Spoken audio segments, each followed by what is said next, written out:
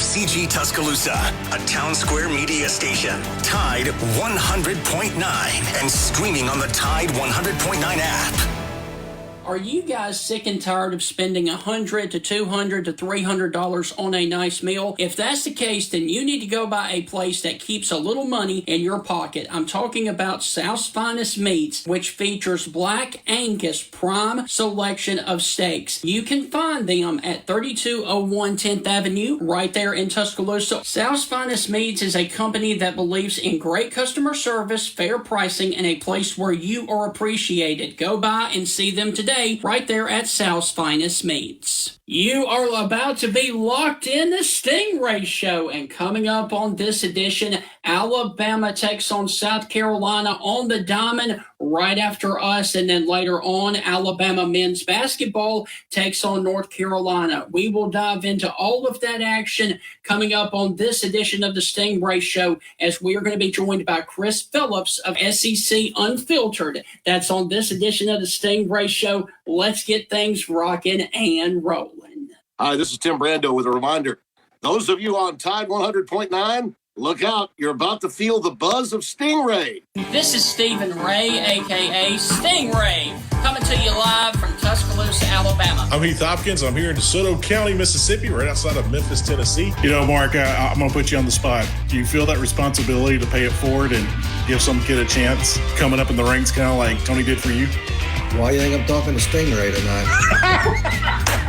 Thank you, man. I appreciate that. No, I mean, look, no. Hey, Stingray, here's the deal. When you get involved with Texas, it's like getting married to a stripper. and let me explain this. It looks good. It's kind of sexy on the surface. Yeah. But then you get the baggage, you get the drama, you get all that eventually comes with it. And that's what you get with Texas, and that's what the Big 12 learned. And Heath, any thoughts on our show moving forward? Hey, to everyone in Tuscaloosa, listen here on Tide 100.9. With the Stingray Show, if you don't like it, you better learn to love it, because it's the best show going today, baby. Woo! And Heath, with that, let's get the best show going today, baby. Going. How are you doing, my friend? Ooh, Steven, you all jacked up on Adderall or something today, brother. I like it.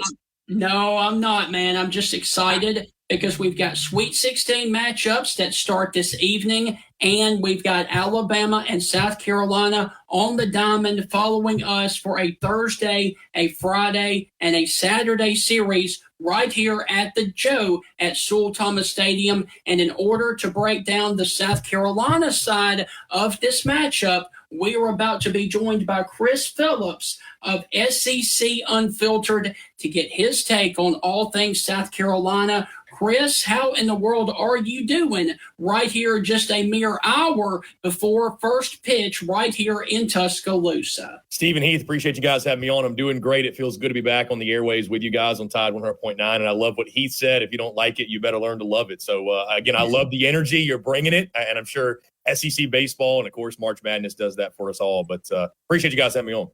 So, Chris, before we get to the diamond, I want to get your take on what happened about a week ago right now when South Carolina was bounced out of the NCAA tournament to the Oregon Ducks, and their former player went off on them with 40 points. You've had a week to digest it. Your thoughts on South Carolina's amazing season being ended one game into the NCAA tournament? Yeah, Stephen, tough ending to a magical season for South Carolina. And I think the thing that, you know, I don't think that loss should take anything away from what the company did. I think there's going to be some people out there that maybe this is more so from the national narrative, but I think that try to write off what South Carolina accomplished and maybe try to look at, hey, this is why the net rating was what it was and the efficiency ratings. But the bottom line is this. That was a team that was picked to finish dead last in the SEC, and they finished in the top 5 in the conference, made the NCAA tournament. One of the biggest turnarounds in program history for any athletics programs, if you will. So it was a fantastic season.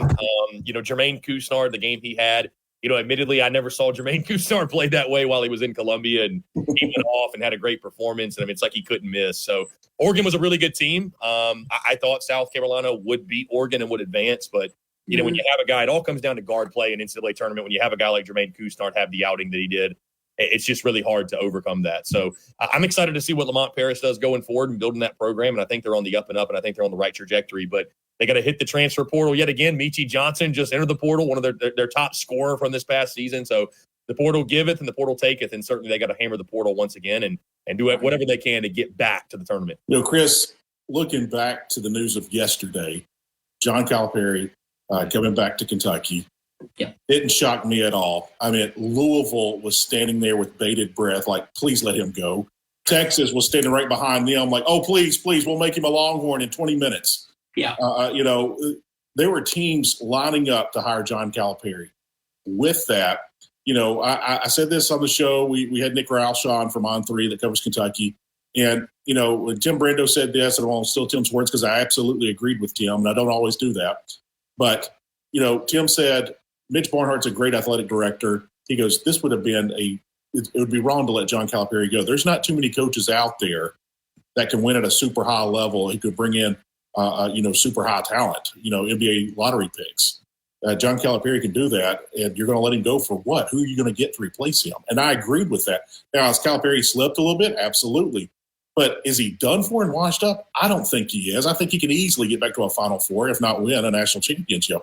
Your thoughts on Kentucky keeping Calipari? Do you think it was the right decision? Because a lot of Kentucky fans, they misspelled his name in the paper on purpose and spelled Calipari with a K.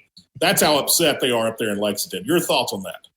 Yeah, Stephen and Heath, I think you can see it from both sides, certainly. I mean, John Calipari, like you mentioned, who are you going to go get to replace him? I mean, he's one of the best in the game when it comes to bringing in talent. Now, I think Calipari's got to look at the way he's been doing things and just kind of reassess and reevaluate. Mm-hmm. I mean, I think most look at Kentucky and feel like they have become more of like an NBA combine type of factory to produce guys for the NBA and not necessarily a great team winning college basketball games. And, let's make one thing clear. Kentucky, you're judged off what you do in March. That's kind of the frustrating thing, too. That's all judged off of. Like next year, Kentucky could be undefeated going in the tournament and be a 1 seed. And if they're bounced out early in the first weekend, it means nothing, right? They've got to figure that out. I think to your point again, Heath, I think John Calipari is proven, he's one of the elite coaches in the game. But at some point, I do think, Heath, that even if, you say to yourself, who can we get? I don't know that you can carry that mentality. Like at some point, the relationship has run its course. So I think it makes sense if they let him go. I think, next year has got to be sort of the do or die, man. I mean, I think it's got to be, because at some point you got to have standards. You got to have expectations. This is Kentucky basketball we're talking about. And it hasn't been, we haven't made a run in 2 or 3 years. It feels like it's been forever for Kentucky basketball. And if you're really, truly a blue blood and you have the expectations that a blue blood has, if you're going to bring him back, totally fine. But I think it needs to be under the understanding that, hey, we don't at minimum make it to the second weekend next year. We're going to be making a change. Chris, before we go to break, briefly give us your thoughts on the game that tips off in about an hour and a half from now. Alabama, North Carolina in the Sweet 16. Who advances to the Elite Eight? Stephen, that's going to be a great game. And I'll be damned if I come on Tide 100.9 and pick against the Alabama Crimson Tide to win that basketball game. I'll tell you that right now. Listen, it's going to be a fun back-and-forth game. I mean, I thought Bama did really well on opening weekend, had that big win over Charleston, obviously, and then advances to this weekend for sure. So I'm going to take Alabama. I love the offensive efficiency. I love the way they can score the basketball. That you got to keep Mark Sears hot, obviously, and UNC is going to be a stiff test and a stiff challenge. But, we're in for a treat. And I certainly think, guys, I think we'd all agree we need the SEC, both Bama and Tennessee, to win because, my goodness, it was a nightmarish weekend or opening weekend for the Southeastern Conference. Okay, and briefly, does Tennessee move on past Creighton? I think so. And I think they could win that game by double digits. I like Creighton. I think they're a good team. I'm not going to be picking against Dalton Connect, man. Dalton Connect and that Tennessee lineup and how deep they are and talented. And I just think, Tennessee, they showed cracks in the armor throughout the regular season. But like I said it all year that I thought Tennessee was the best team top to bottom. There was a reason I picked them to win the SEC tournament, although, of course, they did not. I just felt like Tennessee was the most well-rounded team. And I'd be really, really surprised if the Creighton Blue Jays were the team that took down Tennessee. So Chris and Heath, hold that thought because we are up against a first break. And when we come back, we are going to transition into the game that follows us, the Alabama-South Carolina matchup on the diamond. That's on the other side of the break. You're listening to the Stingray Show. We will be right back with Chris Phillips to talk all things South Carolina on the diamond. Steven's all jacked up on Mountain Dew today. No, not at all. Citizens of West Alabama, have you heard the news? The Bank of Moundville, which was established way back in 1907, offers personal loans of all sizes, unsecured and secured, with competitive interest rates. You can contact them today at 205-371-2227. Once again, that is the Bank of Moundville, 205-371-2227, or go by and see them in downtown Moundville. They are an equal housing lender and a member of the FDIC. Do you guys like to fish? I know I do, and if you have a pond or lake in your backyard that needs stocking of fish, you need to contact biologist Jeff Bagwell with Honey Hole Fisheries. He can help you stock your lake with bluegill, largemouth bass, and hybrid striped bass. You can get in touch with Jeff Bagwell and Honey Hole Fisheries at 205-799-0192. Once again, that is Honey Hole Fisheries, 205-799-0192. Contact Mr. Jeff Bagwell today and let him help you build the lake of your dreams. Do you guys dream about owning a home or a condominium down on the beautiful beaches of Alabama, say Orange Beach, Gulf Shores, or maybe even Fairhope? Then let me tell you about First Class Real Estate South Home Group's owner, Celeste Hagler. She has brokers down there in the beautiful beaches of Alabama to help you purchase the home of your dreams and to live where you love in the state of Alabama. You can contact Celeste Hagler at 205-861-5698. Contact Celeste Hagler today to help you live where you loved in the state of Alabama. Tide 100.9 traffic. Tuscaloosa traffic now from the Townsend Nissan Traffic Center. We've got an accident in the left lane, northbound Greensboro Avenue at 39th Street. Also watch for slowing on westbound Highway 82 from Jack Warner Parkway to Airport Road. It's a 4 Options fast. Clean Eats is now open downtown with a full-service lunch and dinner cafe, coffee and smoothie bar, healthy meal prep, and grab and goes. Clean Eats on University across from the Federal Courthouse. CleanEATZ.com. For more from Tide 100.9, Let it fly! follow us on Twitter, Facebook, and SoundCloud.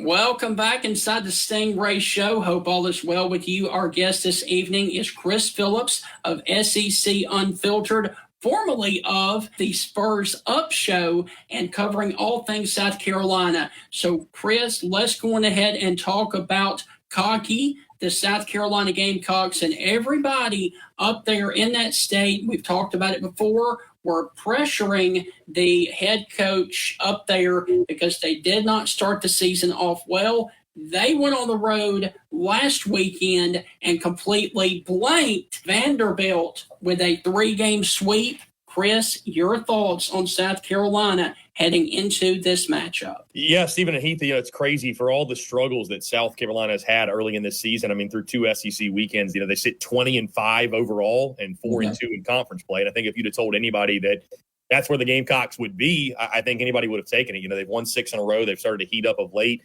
Certainly there's a lot of pressure, to your point, on Mark Kingston. I mean, this is year 7, season 6. This is a program that has not been to Omaha in over a decade. 2012 was the last time. And you guys might recall that last time they were in Omaha, they were playing for a national championship for the 3rd consecutive year, had won back-to-back national titles. So, I think there's a lot of frustration. The fact that, I think you guys would agree, getting to Omaha buys you a couple years as a head coach, typically, right? Unless you're at a program like an LSU, Florida, maybe what have you, where the expectations are so sky high. Like, typically getting to Omaha once, it's going to buy you some good graces for the next couple of years. When you haven't been over a decade, there's going to be pressure. And certainly, when you lose to your arch rival, South Carolina got blanked against Clemson earlier this year. You go on the road to Ole Miss, lose 2 of 3 in your SEC opening series, and that was an Ole Miss team that, was one of the worst teams in the SEC last year. Granted, I think we're both looking, guys, at Ole Miss and Mississippi State as much improved this year, at least early on. But that series sweeper for Vandy, guys, was huge. I mean, that was huge. I didn't see it coming. Certainly, I picked Vandy to win the series, and there was nothing that really indicated that series was going to go that way. South Carolina didn't just win the series. they dominated the series in all three games. Like, never really in doubt. So the biggest question, guys, for this group was pitching. And I think thus far, especially early in SEC play, the pitching has been pretty solid, right? Eli Jones on Fridays has been pretty good. There's been some dicey outings with Dylan Eskew, their Saturday guy. He's fielding a 3.81 ERA right now. And then that Sunday role, I think, is really the mystery. You know, it was Roman. It is for everyone. Yeah, for sure. Unless you're the elites of the. Unless you're Arkansas. Like an Arkansas or maybe a Florida with Jack Caglione. But outside of that, most folks kind of just trying to piece it together on Sundays. And that's been the case with South Carolina. Roman Kimball was in that spot, but, we just walked way too many guys. For them, has 17 walks in a year and just 12 innings pitched.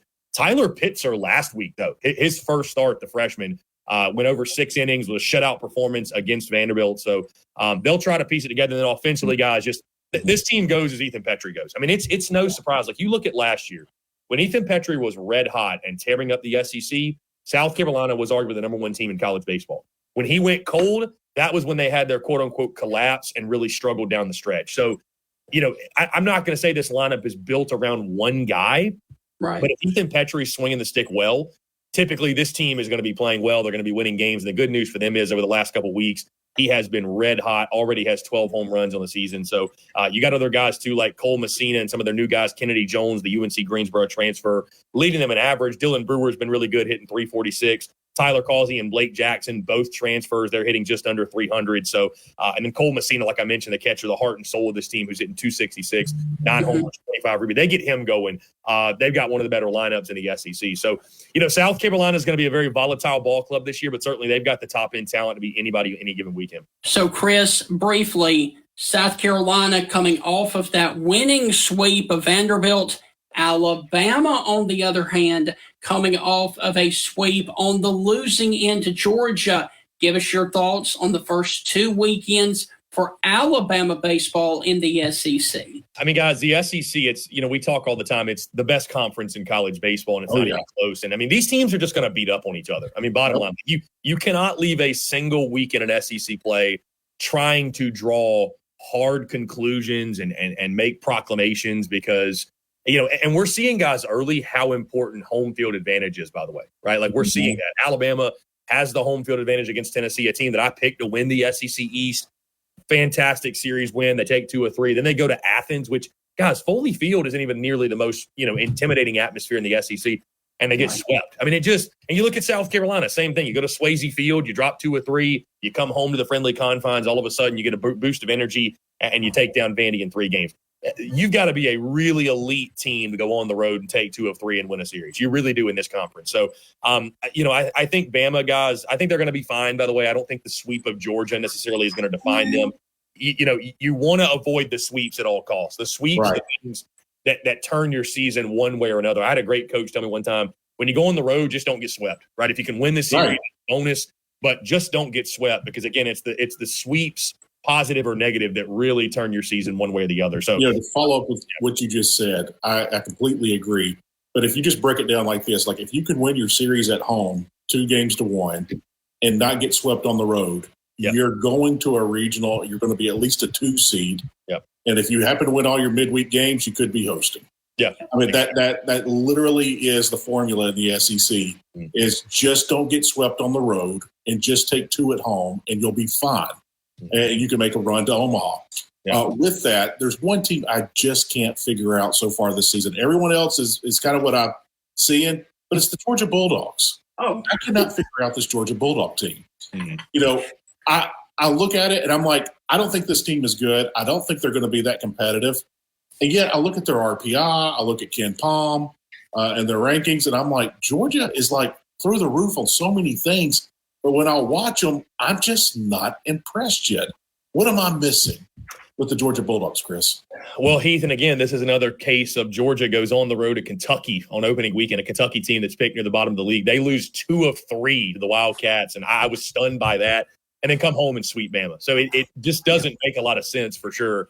I mean, when you start with Charlie Condon, Heath, that's a great place to start when you got a slugger like that to build your team around. I mean, as good as he's been, it's been so wildly impressive to watch. If Jack Caglione didn't exist, Charlie Condon is the leader for the Golden Spikes, in my opinion. I mean, really, truly, I think that's an extremely fair statement. I agree with that. Yeah, one of the best hitters in college baseball. I think when you've got a new guy in there like Wes Johnson, man, the belief and I think the impact he's made on the pitching staff, they're not wildly deep on the mound, right? They do give up a lot of home runs, but they got just enough. And offensively, we have to give a lot of credit too that it goes beyond Charlie Condon 1 through 9, the guys they have around him. So I think you just got a bunch of guys, Heath, that are believing. They got a new coaching staff, and I think Wes Johnson, I don't think we should be all that surprised by what he's doing and instilling in Athens. And I thought they could be a surprise club this year. I didn't know it was going to happen this early, though. So, Chris, finally, because we've got about a minute and a half left, Alabama, South Carolina on the diamond after us. Who wins tonight and who takes the series here in Tuscaloosa?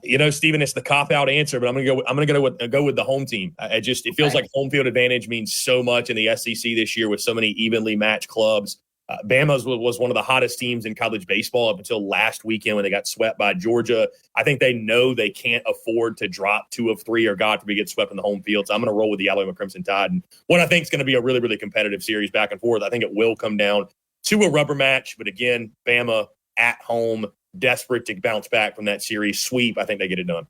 There you go. So, Chris, look, man, thank you as always, and going ahead and let our listeners know where they can catch all of your stuff at SEC Unfiltered. Yeah, Stephen and Heath, it's always a pleasure, guys. I appreciate you having me on. We're at SEC Unfiltered on YouTube. Drop daily video content. Check us out there. The podcast drops daily as well.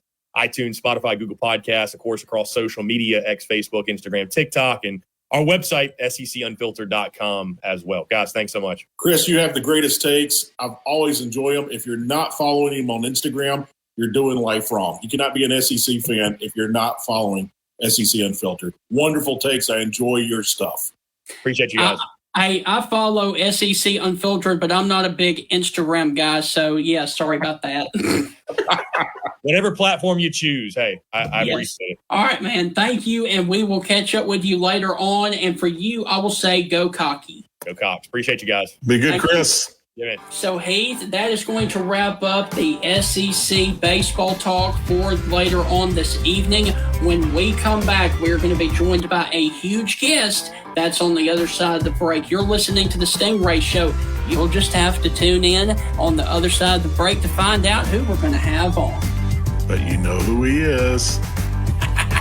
It is Girl Scout cookie time, and if you guys like Girl Scout cookies, Strange Brew Coffee House now offers Girl Scout cookie frappes at all locations, including Samoa, Thin Mint, and Tagalong. Delicious frappes are made with real Girl Scout cookies. Strange Brew Coffee House can be found at the University of Alabama campus, also up in Tupelo, Mississippi, if you are heading up there to Tupelo, or their home location over in Starkville, Mississippi. Go by and get a delicious Girl Scout cookie frappe today at one of the Strange Brew Coffee House locations. Are you guys in the mood for community goods and great barbecue? That's what you'll find at the Coker Market, located in Coker, Alabama at the four-way intersection off of County Road 140. Their hours of operation are Wednesday through Saturday, 11 a.m. until 7 p.m., and their menu items include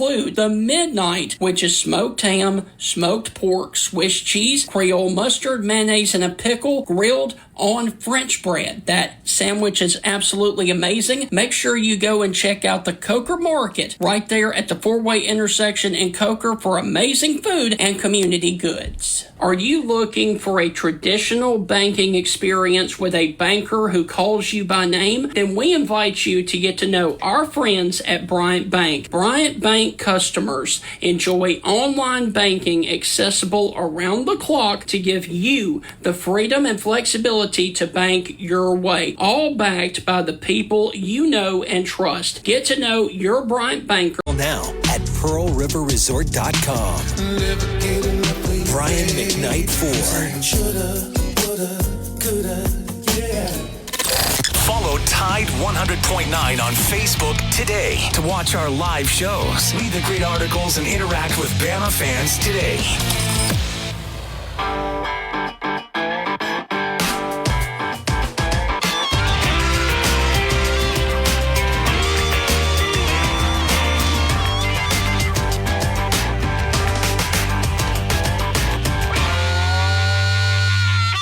For 75 years and counting, the Tuscaloosa Farmers Co-op has been serving West Alabama for all of their hunting, outdoor, gardening, and farming needs, as well as seasonal flowers and vegetables. And this year is no different. The Spring Co-op Plant Sale goes on from March the 25th through May the 11th. Pick any 5 for $20. Mix any varieties. That is the Spring Plant Sale at the Tuscaloosa Farmers Co-op. The Tuscaloosa Farmers Co-op is located in Northport, Alabama, just west of the Highway 82 and 43 intersection at 4301 McFarland Boulevard in Northport. Go by there and see them today for their Spring Plant Sale, March the 25th through May the 11th, only at the Tuscaloosa Farmers Co-op.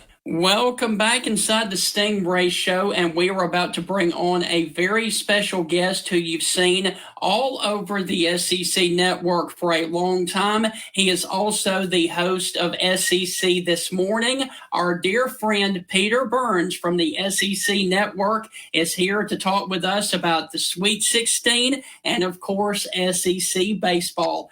Peter, how are things going up there at the SEC network? Well, better than they're going in Lexington right now, Stingray. I'll say that. As I see the Kentucky Wildcat shirt in your background. So, yes. I mean, obviously that was kind of probably the most disappointing part of the early parts of March Madness, was thinking that, Coach Cal had said this team was built for March the entire time. And they were one and done in Nashville, and then, of course, one and done over in the tournament. But, I said earlier this year, Stingray, that, everybody was saying, hey, the SEC is the best basketball conference. And I think it's gotten a lot better, over the last couple of seasons than it was, especially when we launched the network. But I said it doesn't mean anything unless you have success in March Madness, in the actual tournament. And I had said before this season, or before the tournament, even when we got 8 teams in, I said you probably need to have at least 3 teams in the Sweet 16 and 1 team in the Final Four for that to be, hey, you've taken that next step. And now it's just Tennessee and Alabama in the Sweet 16. And they're good teams, but frankly, I was a little disappointed that we didn't have at least 3 this year. Yes. So going ahead and give us your thoughts about the disastrous start to the tournament for the SEC this time last week. Yeah, I mean, I think it's partially matchups. It's partially, Kentucky running into this Jack Golke kid for Oakland who was great, and them not being able to communicate extremely well. Auburn, kind of a weird deal with Baker Mazzara getting thrown out of the game early. That kind of changed the momentum, and it just goes to show you about how hard it is in the tournament, because not only do you have to play well to get in, you have to have the right draw. You have to play well. You have to make sure nobody gets injured. And you just kind of have things to fall into place, which makes it really impressive, like what Mark Few has done at Gonzaga, which is make 9 straight Sweet 16s. Like, that's amazing. But there's something that he's doing that, Cal hasn't had an opportunity to do. And, the news came out that Cal's going to return, which I think is a good thing for Kentucky. But I think it was good that it came to a point where they had to talk about, hey, there needs to be some changes one way or another. Cal has to change. And I think that's going to be obviously already the biggest storyline coming into next year is it Kentucky and Cal's last season together? And do they make it, do they actually break through something that Tennessee broke through this year? Alabama continues to break through. I mean, that's 3 Sweet 16s, and we're about, 5 years ago, Nate Oates was hired, and it's hard to not say that between him and, Eric Musselman's had some success, Lane Kiffin, Jay Johnson, Kim Mulkey, that those are the most successful hires that we've seen in this conference in the last 5 years. So, Peter, let's go on ahead and discuss the Sweet 16 matchups. Obviously, some start tonight and then tomorrow night as well. Let's go on ahead and start with Alabama, North Carolina. How do you see that one playing out, and who advances to the Elite Eight? Yeah, I obviously hope it is Alabama. And I thought the big difference that they played against Grand Canyon is that Nate Oates had them playing with their hair on fire defensively. Like, offensively, we already know they're going to just be chaotic. They enjoy that pace. They're going to take some horrible shots, but then they're going to take so many of those shots that sooner or later somebody's going to get hot and it's going to fall.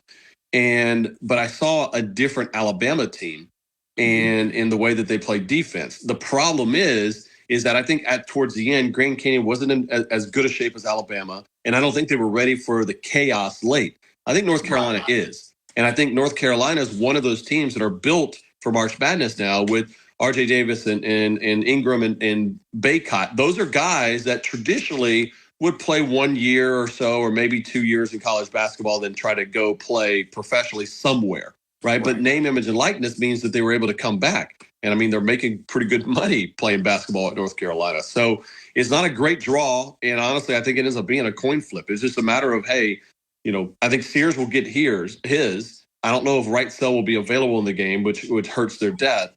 And so someone's going to have to catch fire in that game for them to have an opportunity. I'm hoping it's Bama, but I still think it's going to end up being North Carolina that advances to that one. Okay, tomorrow evening, we've got Creighton and Tennessee. Tennessee, the last outing, did not have a good shooting performance. How do you see Creighton, Tennessee matching up, and can Tennessee move on to the Elite Eight for the SEC? I think they can. I think that's the team that I have a little bit more, confidence in going forward, because I think that while Creighton has a huge big, I think one of the 7-footers down low is pretty good. I think that between Josiah Jordan-James and Tobe Awaka and those guys, they can play down low a little bit better. Jonas Adu obviously is going to make sure. The one thing I'll be looking at in that game is foul trouble within the first 12 minutes of the game. Have they had a bunch of fouls? Yes or no? And if they have, then that all of a sudden, Rick Barnes is not going to be able to use the defensive rotation that he wants to be able to use. So, I mean, Tennessee, as long as, Connect's going to play well, if Zakai Ziegler or maybe Santiago Vescovi can go off, Vescovi's really been taking a passive role this year, which I think he's okay with. But I'd like for him to have, hit a couple of early threes, but I still like Tennessee to win that game. Okay. Who are your final 4 teams in your bracket, and who do you ultimately have playing for the championship? Well, I kind of threw away my bracket after the first round. I mean, I don't even know where it is on that side. I think it's still going to be hard. I mean, no matter who the final 4 is, I think it's going to be hard to beat UConn. I think that they're legitimately that good. I've seen Purdue have issues. I've seen Houston almost damn near lose to A&M. So not sure if I'm buying that. I just think it's UConn and pretty much every single person trying to chase them right now. And I'm just hoping, I'd love to see Tennessee, at least I need to see a Final Four team, whether it's Alabama or whether it's Tennessee, because, College World Series, we always see, at the end of the season, we see all these great, SEC squads. We need to see that in basketball for it to get that, that success going forward. And Peter, another big thing that happens today, it is opening day of Major League Baseball. How excited are you for the opening day of the Major League Baseball season? Fairly, but I go back and I'm almost more excited about SEC baseball just because, that's so much what we cover, and seeing like Wyatt Langford and the job that he's done with the Rangers has been pretty cool. And of course, Peter Alonso has been playing great over the last couple of years. So I always like to catch SEC guys and watch their careers go and get a little bit better. I'd love, Paul Skeens is not going to start on the Major League roster for the Pittsburgh Pirates, but I think that's more of like they want to manipulate his contract time. So they'll bring him back up here in, late July or something like that. And so it doesn't count as a contract year. So looking forward to that. SEC baseball is going to be chaotic as well. LSU is sitting there as like a 5th ranked team in the country, and they've lost the first 2 SEC series. So it's just, again, Hoover's going to be nuts. It's only going to get better when we got Texas and Oklahoma. And I can't wait, man. It's hard to believe that like in 12 weeks from now, Texas and Oklahoma are going to be SEC members. So looking forward to that. And what are your thoughts on that, man? Love it. Absolutely. Things are changing in sports, and to get Oklahoma, to get Texas, it's just a different level. And I hope there's still some regionality to sports down the road, and it doesn't just become the SEC versus the Big Ten. But damn, I'd be lying if I'm not excited about, going to Norman and going to Austin and having fun on those trips. Yes. So, Peter, hold that thought because we're up against our final break. And when we come back, I've got 2 questions left for you, and then we'll let you get out of here. That's on the other side of the break. You're listening to the Stingray Show. We will be right back to finish up this interview with Peter Burns. For 75 years and counting, the Tuscaloosa Farmers Co-op has been serving West Alabama for all of their hunting, outdoor, gardening, and farming needs, as well as seasonal flowers and vegetables. And this year is no different. The Spring Co-op Plant Sale goes on from March the 25th through May the 11th. Pick any 5 for $20. Mix any varieties. That is the Spring Plant Sale at the Tuscaloosa Farmers Co-op. The Tuscaloosa Farmers Co-op is located in Northport, Alabama, just west of the Highway 82 and 43 intersection at 4301 McFarland Boulevard in Northport. Go by there and see them today for their Spring Plant Sale, March the 25th through May the 11th, only at the Tuscaloosa Farmers Co-op. Are you guys sick and tired of spending $100 to $200 to $300 on a nice meal? If that's the case, then you need to go by a place that keeps a little money in your pocket. I'm talking about South's Finest Meats, which features Black Angus prime selection of steaks. You can find them at 3201 10th Avenue, right there in Tuscaloosa. South's Finest Meats is a company that believes in great customer service, fair pricing, and a place where you are appreciated. Go by and see them today right there at South's Finest Meats. Citizens of West Alabama, have you heard the news? The Bank of Moundville, which was established way back in 1907, offers personal loans of all sizes, unsecured and secured, with competitive interest rates. You can contact them today at 205-371-2227. Once again, that is the Bank of Moundville, 205-371-2227, or go by and see them in downtown Moundville. They are an equal housing lender and a member of the FDIC. Tide 100.9 Traffic. Tuscaloosa traffic now from the Townsend Nissan Traffic Center. Watch for slowing on northbound Highway 69 from 15th Street to Mid-Lowry Road. It's about a 13-minute delay. Also, we have some slowing west on Highway 82 from Jack Warner Parkway to Airport Road. It's a 2-minute delay, and crews are doing work on McWright's Ferry. She's looking at the cigarettes, but she just grabs the gum off the counter. Stand Up to Cancer and Rally want you to reduce your risk for cancer. Go to takeahealthystand.org.